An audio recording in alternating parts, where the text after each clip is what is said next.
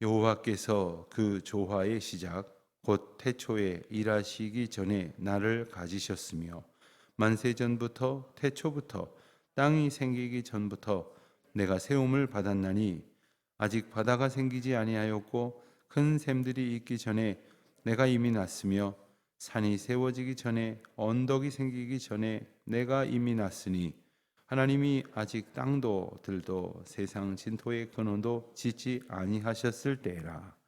그가 하늘을 지으셨으며 궁창을 해면에 두르실 때에 내가 거기 있었고 그가 위로 구름 하늘을 견고하게 하시며 바다의 샘들을 힘있게 하시며 바다의 한계를 정하여 물이 명령을 거스르지 못하게 하시며 또 땅의 기초를 정하실 때에 내가 그 곁에 있어서 창조자가 되어 날마다 그의 기뻐하시는 바가 되었으며 항상 그 앞에서 즐거워하였으며 사람이 거처할 땅에서 즐거워하며 인자들을 기뻐하였느니라. 아들들아 이제 내게 들으라.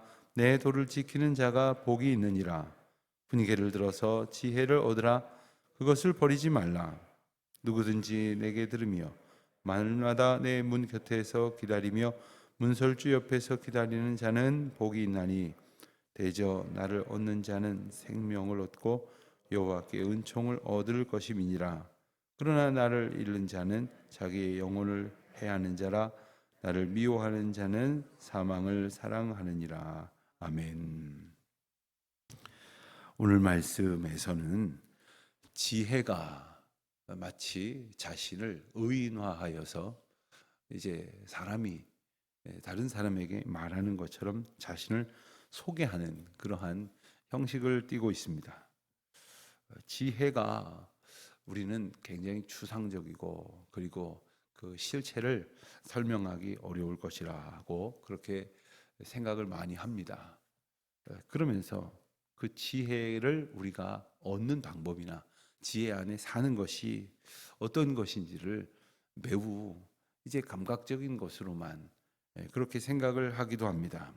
그러나 하나님께서는 오늘 말씀을 통해서 지혜의 근원이신 그 하나님의 통치 그리고 그 지혜를 우리에게 주시고자 하시는 그 뜻과 함께 지혜가 언제부터 어떻게 약속되어져 있는지를 오늘 말씀 가운데에서 일러주십니다. 한마디로 만세 전부터 태초부터 땅이 생기기 전부터 지혜가 있었다.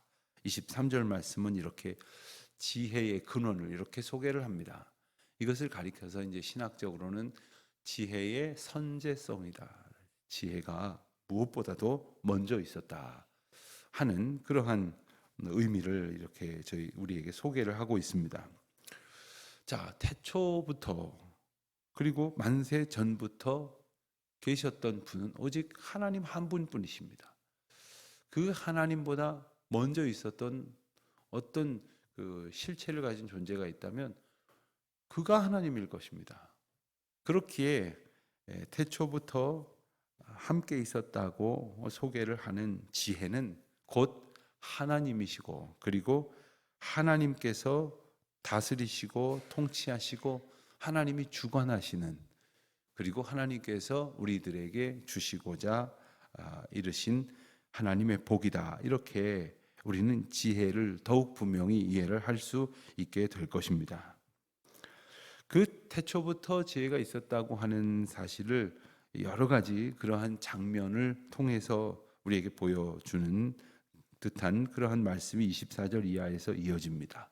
바다가 생기지 않았고 큰 샘들이 있기 전에 또 산이 세워지기 전에 언덕이 생기기 전에 그러니까 하나님께서 창조의 사건을 구체적으로 시작하시기도 전에 지혜는 이미 있었다는 것입니다. 하나님과 함께 그리고 하나님께서 우리 가운데에 함께 계셨다 하는 사실을 우리에게 분명히 일러 주십니다. 우리는 이 태초에 하나님이 천지를 창조하셨다 하는 말씀을 잘 압니다. 그러나 그 창조의 모습을 우리가 아주 구체적으로 장면 본 것이 아니기 때문에 우리는 그냥 막연히 생각할 때도 있지만 정말 오늘 말씀이 일러주시는 대로 한 가지 한 가지 그 표현을 한번 따라가 보십시오. 아무것도 있기 전에, 산과 바다도 있기 전에, 모든 물의 근원이 나누기 전에, 그리고 하나님께서 이 땅에 인간의 어떤 그 삶의 터전을 구체적으로 지으시기 전에 하나님께서 이 땅에 그 지혜를 예비해 두셨다고 하는 것, 그것은 하나님께서 태초부터 지혜와 함께 하셨다는 말씀을 우리에게 일러 주십니다. 지혜는 하나님께서 우리에게 주시기 위하여 우리에게 이토록 소중한 것으로 가르쳐 주신 하나님의 선물입니다. 지혜가 하나님께는 사실 필요가 없습니다. 하나님께는 지혜를 가져야만 통과해야 될 그러한 관문도 없는 것이고, 지혜가 있지 않으면 살아갈 수 없을 만큼 어리석은 분도 아니시기 때문입니다. 그렇다면 하나님께서 태초부터 지혜를 이렇게 가지고, 또한 하나님께서 예비하신 은혜로 우리에게 말씀하시는 것은 바로 그 지혜를 우리에게 주시기 위함입니다. 하나님께서 우리에게 그 지혜를 주시기 위함은 우리가 그 지혜가 없이는 이 세상을 살아갈 수 없기 때문입니다. 하나님께서 우리에게 그 지혜를 정확하게 무엇인지를 일깨워 주셨기에 우리는 그 지혜가 태초부터 있었을 뿐만 아니라 우리를 위해 예비된 것이고, 그 지혜가 없이는 우리가 하나님의 복과 은총을 누리며 살아가지 못한다라는 것을 비로소 깨닫게 되어지는 것입니다. 지혜의 이 선제성뿐만 아니라 이 지혜의 절대성을 깨닫지 못하는 자는 당연히 지혜가 귀중한 것인 줄을 모릅니다. 지혜가 얼마나 소중한 것인가를 알지 못하면 지혜를 당연히 사모하지도 않고, 지혜를 주셨음에도 불구하고 그것을 소중히 간직하려고 하지도 않는 겁니다. 요즘은 이 어떤 새로운 어떤 그 발명품이라고 해야 되나요? 그 문명의 이기, 그 첨단 IT, 그리고 기계, 그리고 전기, 이런 영역에서 만들어내는 새로운 제품들이 좀 우리를 깜짝깜짝 놀라게 할 때가 있습니다. 예를 들면 어떤 권사님들 하시는 말씀을 들으니까 그 에어프라이어기라고 하는 그 조그만 밥통같이 생긴 거에다가 뭘 담아놓고 뭐 이렇게 몇 분 이렇게 돌려놓으면 어떤 것으로 이렇게 근사하게 다시 이제 좀 식은 음식을 다시 데핀다든가, 혹은 음식을 이렇게 요리할 수 있다든가, 이전에 어떤 것이 이렇게 요리를 도와줄 수 있었는가 하는 신기한 물건이라고 이렇게 말씀하시는 것을 들은 적이 있습니다. 근데 저는 그걸 뭐 사용할 줄을 몰라요. 사용해 본 적도 없어요. 집에 하나 아내가 쓰는 걸 본 적은 있는 것 같은데 그게 어떻게 어떤 원리로 작동하는지 잘 모릅니다. 그러니까 제게는 그런 아주 신기하고 유용한 그러한 도구가 저한테는 잘 알지 못하게 되어짐으로써 그것을 유용하게 사용하지 못하는 것에 불과하다는 겁니다. 이 세상에 그런 것들이 얼마나 많겠습니까? 하나님께서 우리에게 주신 어떤 한 가지 뭐 쓸만한 물건이냐, 쓸 수 있는 물건이냐, 잘 몰라서 쓰지 못하는 물건이냐의 문제가 아닙니다. 이 세상을 살아가면서 창조주 하나님께서 지으신 그 놀라우신 은혜의 길을 우리가 걸어가면서 이 세상을 만드신 하나님의 뜻을 알므로써 누리게 되는 것이 얼마나 귀한 것이 많겠습니까? 그러나 그것을 하나님이 깨닫게 하시는 대로 알지 못하면 하나도 누리지 못하게 될 것이고, 오히려 그 세상을 하나님께 영광 돌리기보다는 오히려 불편한 것으로, 그리고 우리에게 주시는 은혜를 누리는 대신에 그것이 우리의 인생을 또한 걸림돌처럼 여기게 만들는지도 모르는 것입니다. 태초부터 함께 하신 하나님의 지혜는 하나님께서 우리에게 어떠한 방식으로 주셨는가, 우리는 요한복음 1장에 나오는 말씀을 통해서 태초부터 하나님께서 어떻게 그 지혜를 우리에게 주셨는지를 비로소 알게 됩니다. 요한복음 1장 1절로 5절까지의 말씀을 보면 태초에 말씀이 계시니라 하셨습니다. 이 말씀이 하나님과 함께 계셨으니 이 말씀은 곧 하나님이시니라. 그가 태초에 하나님과 함께 계셨고 만물이 그로 말미암아 지은 바 되었나니 지은 것이 하나도 그가 없이는 된 것이 없느니라. 그 안에 생명이 있었으니 이 생명은 사람들의 빛이라. 빛이 어둠에 빛이 돼 어둠이 깨닫지 못하더라.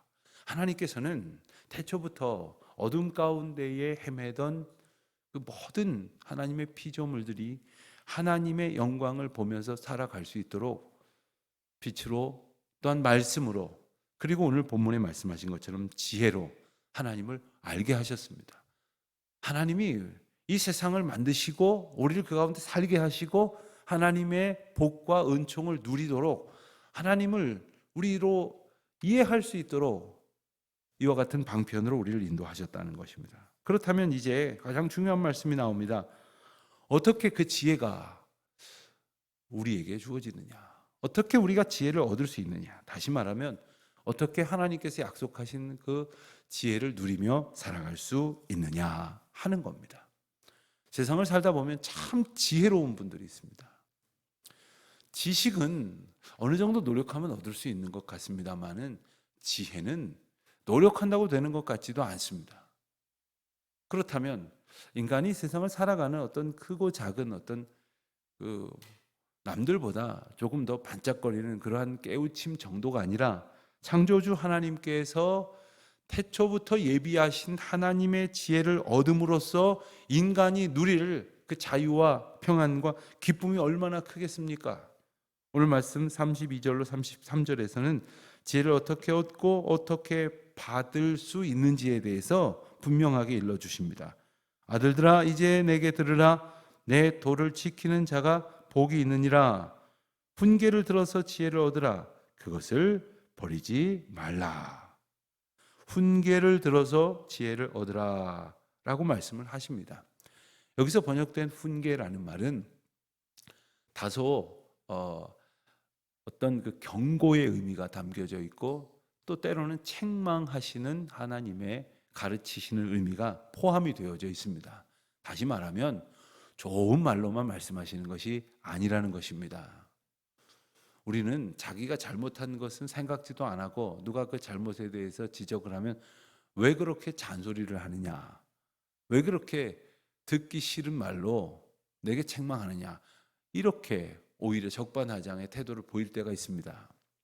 여러분, 자기가 잘못한 것을 어떻게든 고치려고 하시는 하나님의 말씀을 마치 우리에게 말하는 또 다른 사람들의 어떤 듣기 싫은 어떤 이야기 정도로 듣는 것은 하나님께서 주시는 지혜가 우리의 생명을 살리고 의의 길로 하나님의 인도하심을 따라 살아갈 수 있는 복이라고 하는 사실을 제대로 알지 못하기 때문입니다. 34절부터는 그 지혜를 얻은 자가 누릴 그러한 은총이 어떤 것인지를 일러주십니다. 누구든지 내게 들으며 날마다 내 문 곁에서 기다리며 문설주 곁에서 기다리는 자는 복이 있다고 말씀을 하셨습니다. 그게 잔소리 같다고, 나를 오히려 지적하고 책망하시는 것 같다고 그렇게 귀를 막고 그리고 말씀을 들춰보려고 하지도 않는 그러한 어리석은 인생이 아니라 날마다 주의 말씀과 주님께서 교훈하시는 주님의 법도를 듣기를 소원한다는 거예요. 그 들음으로 알기를 원한다고 하는 것입니다. 35절입니다. 대저 나를 얻는 자는 생명을 얻고 여호와의 은총을 얻을 것임이니라. 그렇습니다. 하나님께서 일러주시는 그 지혜를 얻는 것은 단지 조금 똑똑해지는 것이 아닙니다. 미련한 자들보다 조금 더 먼저 무엇을 얻을 수 있는 그러한 재주를 갖게 되었다는 것도 아닙니다. 생명을 얻는 것입니다. 생명을 얻을 뿐 아니라 여호와의 은총을 얻는 것입니다. 그러나 36절을 보면 나를 잃는 자는 영혼을 해하는 자라. 나를 미워하는 자는 사망을 사랑하느니라. 여러분, 저는 지혜를 미워합니다. 지혜를 원하지 않습니다. 지혜를 갖고 싶지 않습니다. 잃어버리고 싶습니다. 라고 말하는 사람은 아무도 없을 것입니다. 그러나 우리가 하나님의 교훈하시는 말씀을 가까이 하지 않는다면 그건 곧 지혜를 잃어버리겠다고 작정한 사람의 태도이지 않겠습니까? 하나님을 사랑하고 하나님의 말씀을 우리에게 주신 은혜로 기뻐하지 않는 것은 곧 하나님의 주시는 지혜를 미워하는 것과 같습니다. 우리의 모습은 주님이 주신 은혜를 기뻐하면서 그 지혜를 얻은 자의 감격을 가지고 그 지혜가 누리게 하신 영혼의 자유를 찬송하면서 살아가고 있는지, 오늘 우리 자신의 삶을 우리가 하나님의 말씀 앞에서 비추어 보면서 주님 주신 지혜의 은총에 합당한 응답으로 살아가는지, 또 그와 같은 점검을 통해서 주님께서 부어주시는 지혜의 복을 더 풍성히 얻으면서 살아가는 우리 모두가 되시기를 주님의 이름으로 축원드립니다. 기도하겠습니다. 하나님 아버지, 감사합니다. 미련한 저희들 주님의 말씀으로 지혜롭게 하시고 생명의 근원을 얻게 하여 주시니 감사합니다. 이 세상 지혜 없는 자처럼 미련하게 멸망과 그리고 사망으로 향하여 가는 것이 아니라 오직 생명의 은총 주신 주님의 인도하심 가운데에서 참된 자유와 평강을 누리게 하여 주시옵소서. 예수님의 이름으로 기도드립니다. 아멘.